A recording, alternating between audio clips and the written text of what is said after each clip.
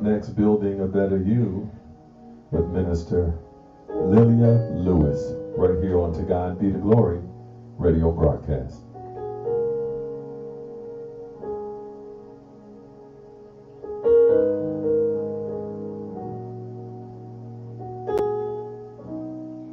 Hi, I'm Lelia Lewis, and welcome back to another edition of Building a Better You.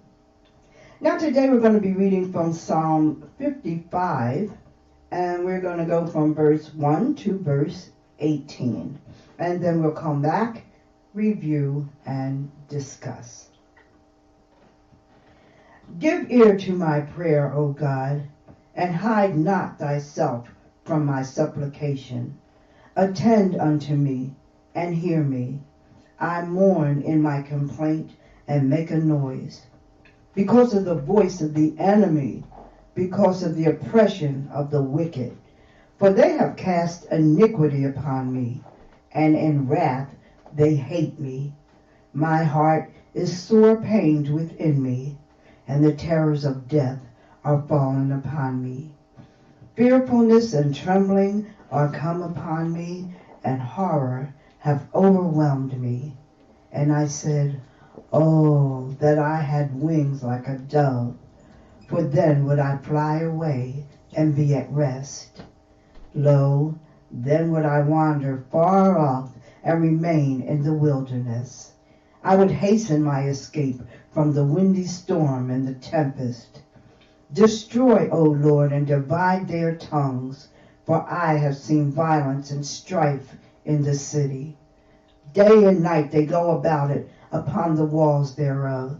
Mischief also and sorrow are in the midst of it. Wickedness is in the midst thereof. Deceit and guile depart not from her streets.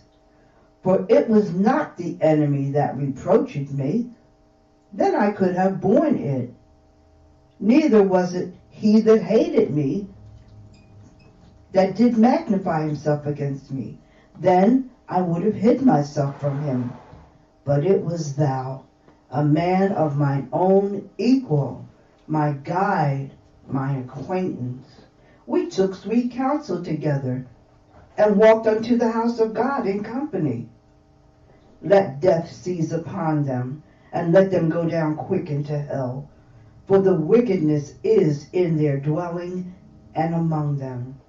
As for me, I will call upon God, and the Lord shall save me.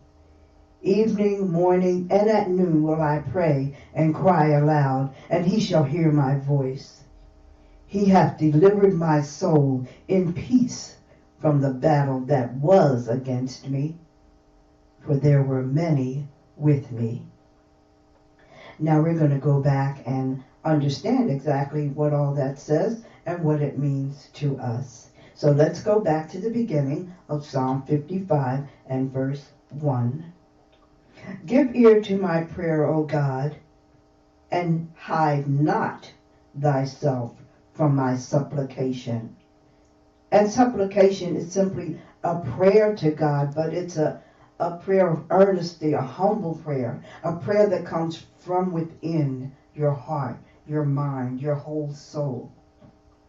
That's a supplication. It's another word for prayer, but it's a deeper prayer, a heartfelt prayer, a prayer of asking for guidance, letting God know that you need his help, not just words.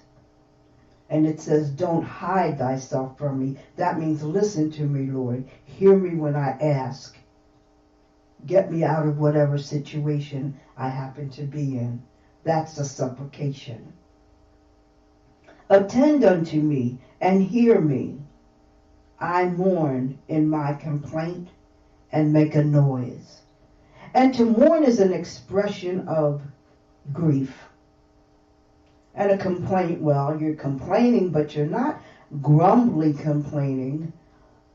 You're grieving as you complain because you need help. And this is why you say, give ear and hear me, because I need your help. I need your guidance.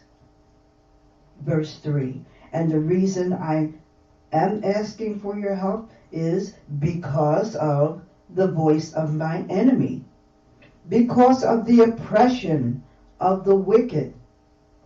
And oppression is an unjust, cruel exercise of power or authority. People use that all the time. People use that all the time. They use power.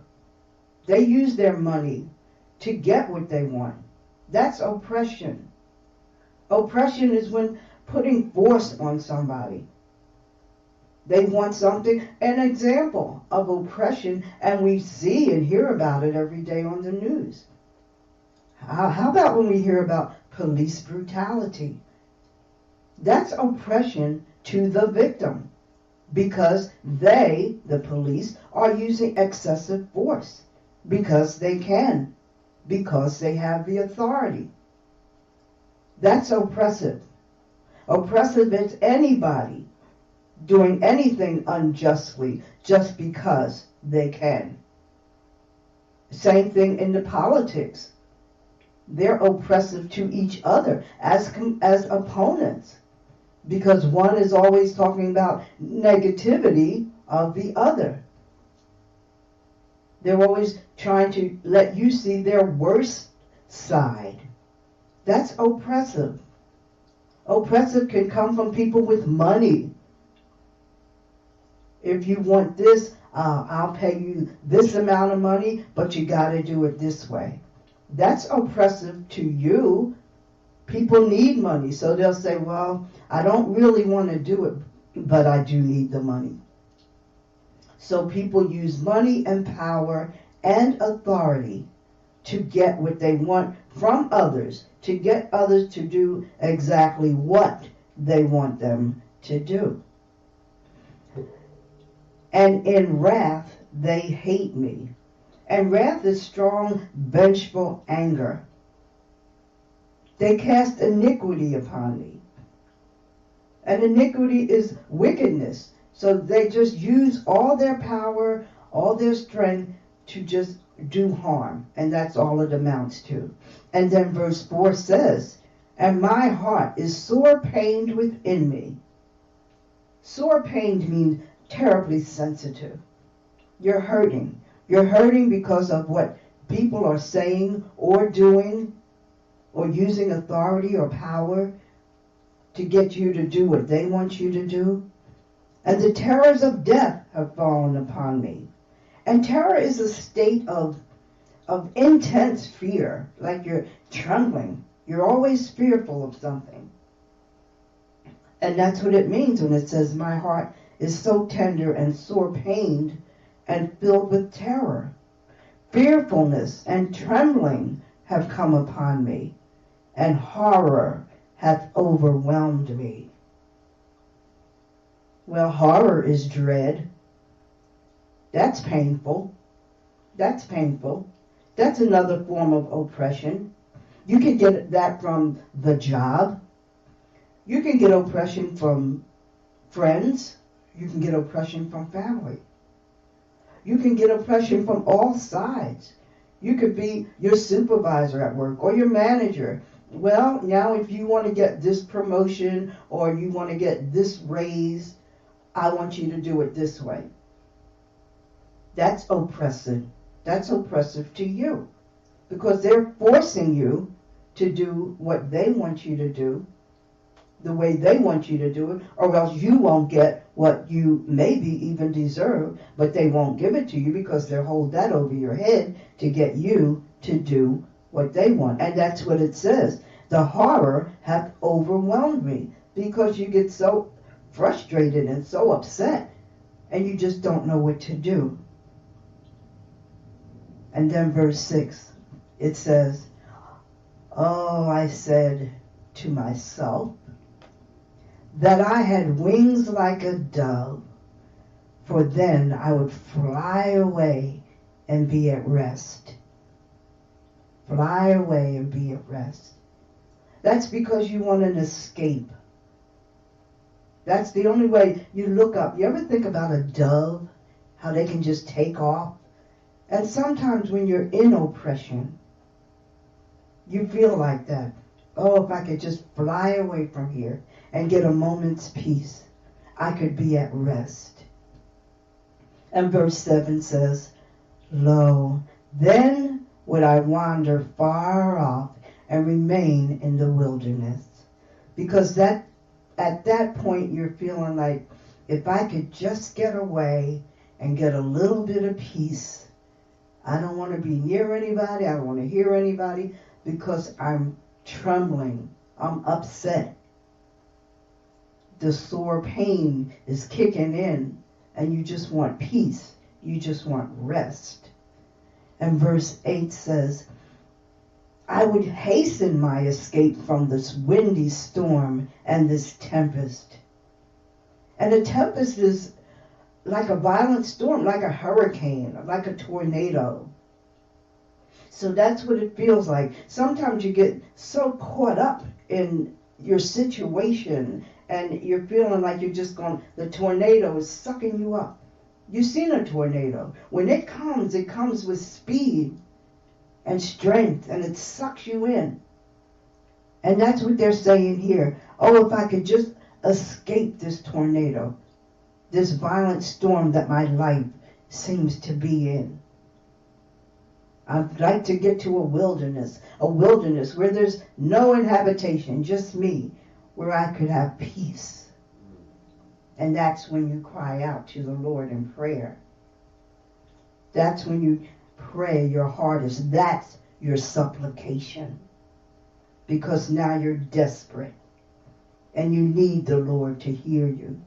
And it's almost like we're on our knees, just, please, Lord, help me, help me, help me. And God will hear your prayer. He will hear it. As long as you're earnest, as long as you're praying from your heart. He knows the difference. You know the difference. Be honest with God. Let him know what you're feeling. Let him know what you need. And he will bless you. He will bless you with his life-giving water. And his life-giving water is a renewed strength, renewed courage, strength to go forward and do what you need to do. Nobody else can give you what you need, not that kind of need. God can give us the needs, anything we need, he can fulfill. All you have to do is talk with him, explain to him, and then just close your eyes and relax. He will give you the peace you need. He will help you get through whatever your situation is.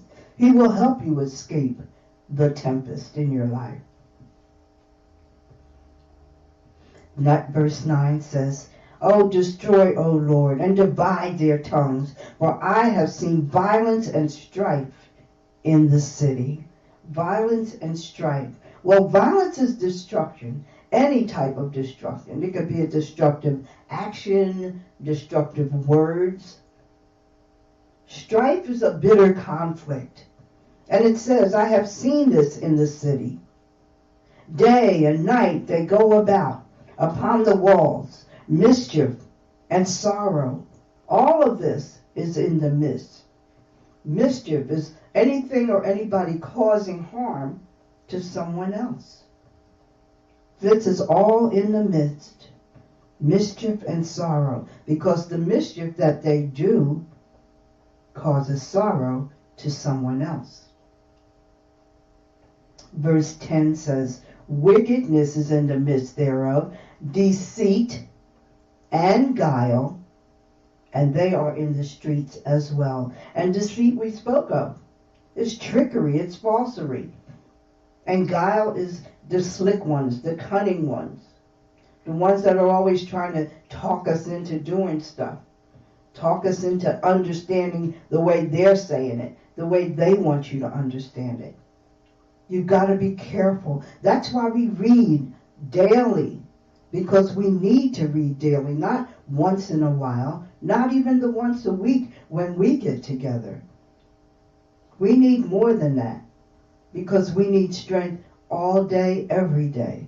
Because there's always someone around us to distract us. Always someone around us to try to get us to do what they want us to do.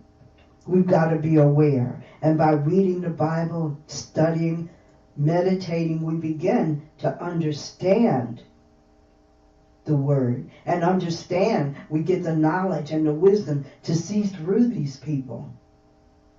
And that's what we need. Now, in verse 12, it says, "For it was not an enemy that reproached me." So the person who was causing harm or blaming this person for something they did not do, he thought it was an enemy. But now it's saying it wasn't even an enemy. For if it was, then I could have borne that. That means I could have stood that. I could understand that. If it was an enemy causing me grief, I could have understood it. If it was an enemy doing these wicked things upon me. But it wasn't. Neither was it a man that hated me. So now it's like, it's not somebody who hates me. It's not somebody who doesn't like me, who's against me. It's none of that. It's none of that. Because then it says, if it was, I would have hidden myself from him. That means I would have walked away. I would have been able to tell. Because when you can tell when you're around a hater, so you know to get away from them. You can tell if it's somebody who doesn't like you, so you know how to get away from them. But look at this. Verse 13 says, "But it was thou, a man of my own equal, my guide and mine acquaintance." My guide and my acquaintance. The one that we took sweet counsel together, and we walked unto the house of God in company. So that means it was his friend who was betraying him. It was his friend, the person he sat down and had dinner with, the person he went to church with, the person who he talked with, his very close friend, his own acquaintance was betraying him. So in verse 15 he says, "Let death seize upon them, and let them go down quick into hell, for wickedness is in their dwelling and among them." And wickedness is, they are the evildoers. So it was my friend all along who betrayed me. Sounds like Jesus. He was betrayed by one of his disciples. But you've always got to be careful of who you're surrounded by. Always got to be careful. For the wickedness is in their dwelling, which means in their home as well, and among them. So what does that mean? Among his family? Among who he associates with? Well, now he knows who his real enemy was. But verse 16 says, "As for me, I will call upon God, and the Lord will save me. Evening, morning, and at noon will I pray and cry aloud, and he shall hear my voice." Cry aloud. That's your supplication again. And so many times I can put my own self in that position. So many times I've cried aloud because you get stuck in something and you just don't know what to do. You just don't know what to do. And that's when you really cry out loud, it means you're desperate for God's help. I was desperate for his guidance. And I cried aloud.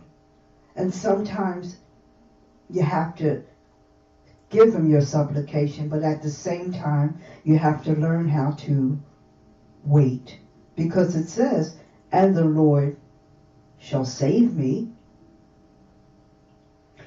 Verse 18 says, "He hath delivered my soul in peace from the battle that was against me, for there were many." He has delivered me in peace. So when you're praying out or crying out It's not all the time that you're asking God to take it away or just make this go away. No, sometimes the trials that we have are a test. Sometimes it's for a growing experience for us.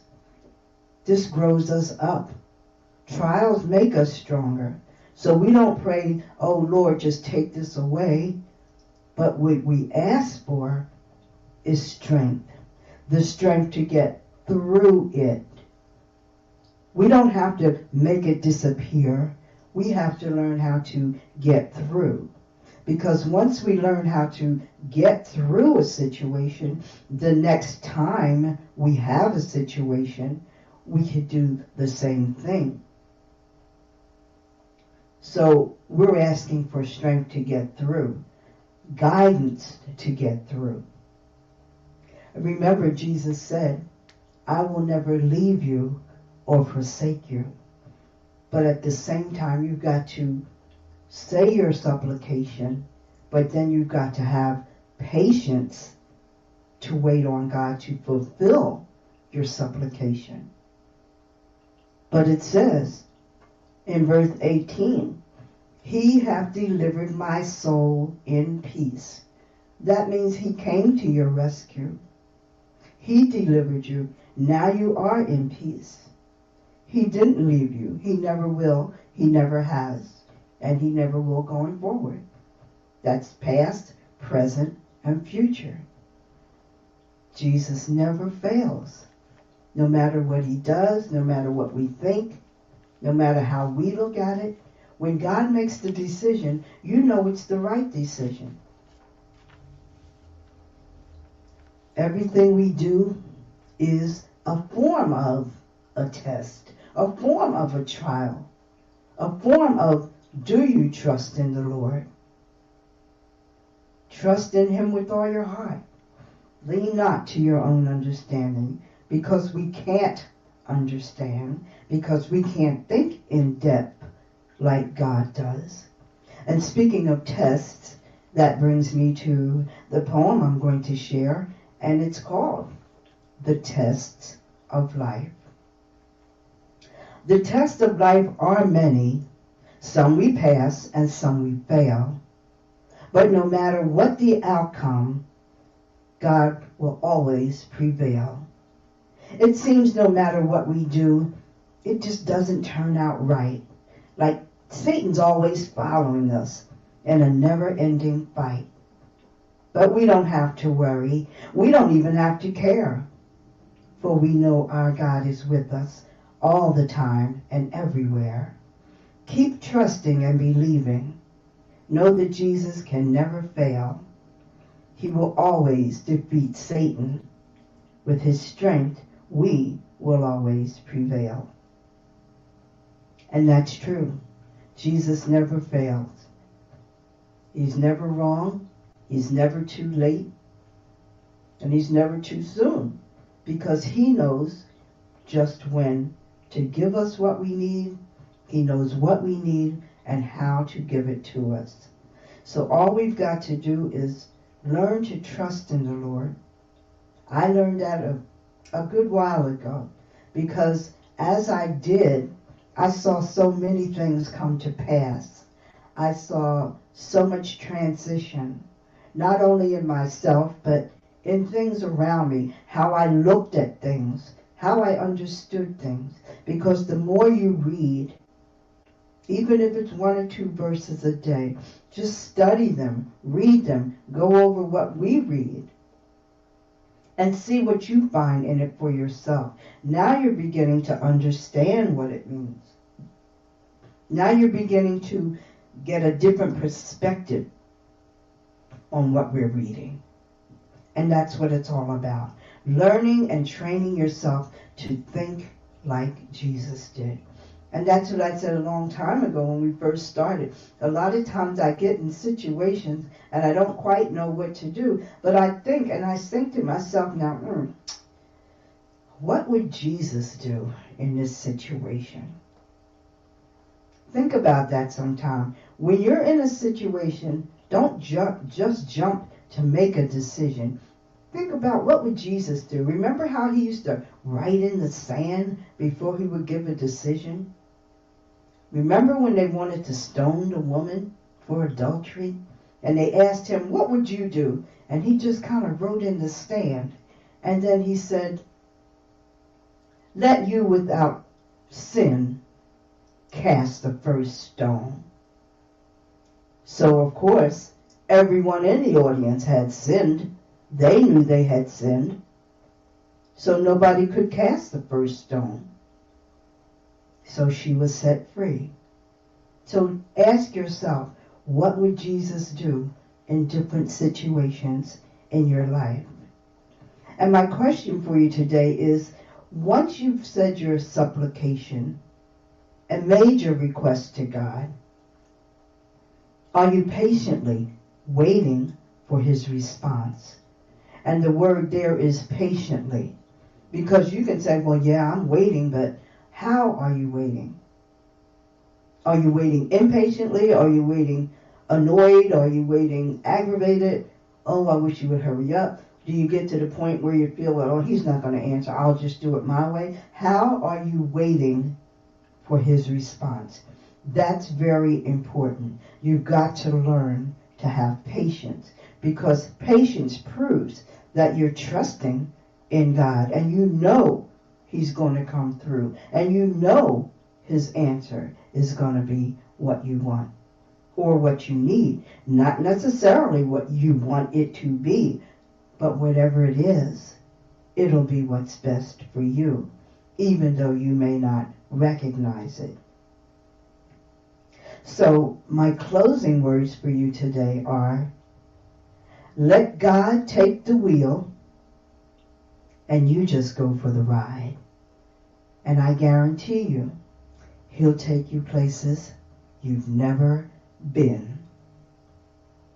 Until next week, I'm Lelia Lewis. Thanks for joining me.